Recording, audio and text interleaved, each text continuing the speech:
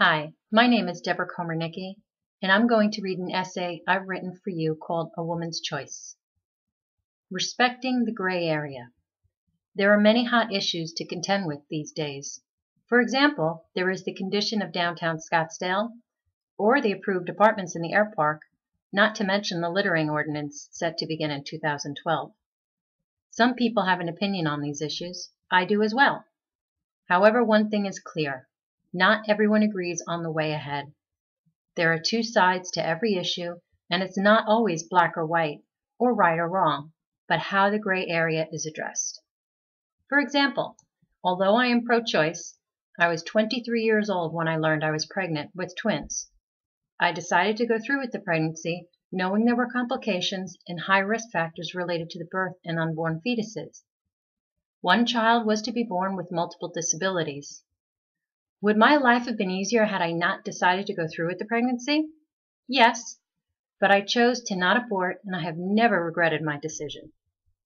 I believe in a woman's choice over her body, but I recognize not everyone feels the same. Is it possible to be a Republican and be pro-choice? You decide, but my feeling is, who am I to push my opinion on others? Back to our subject. Proper sex education for young girls might help them grow up to be responsible, but there will always be the gray areas. What about a teenager or woman who gets pregnant from her rapist? What about a woman who made a mistake and wants to rectify her situation so as not to become a state burden? My life with my disabled daughter has been filled with love and happiness, but also with hardship due to her disability, health issues, hospitalizations, and surgeries, all of which have caused me sadness.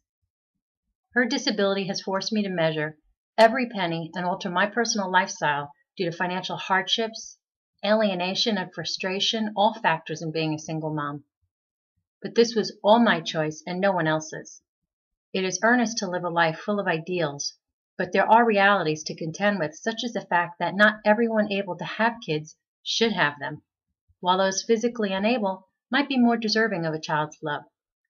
Again, gray areas. As smart Americans, we must speak up and not hope our leaders will decide for us.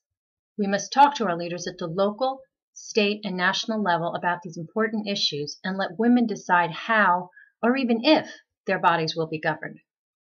It might be easier to tread lightly and appreciate greater avenue of choices available, because any one-sided decision will be harder to change once the die is cast. Thank you.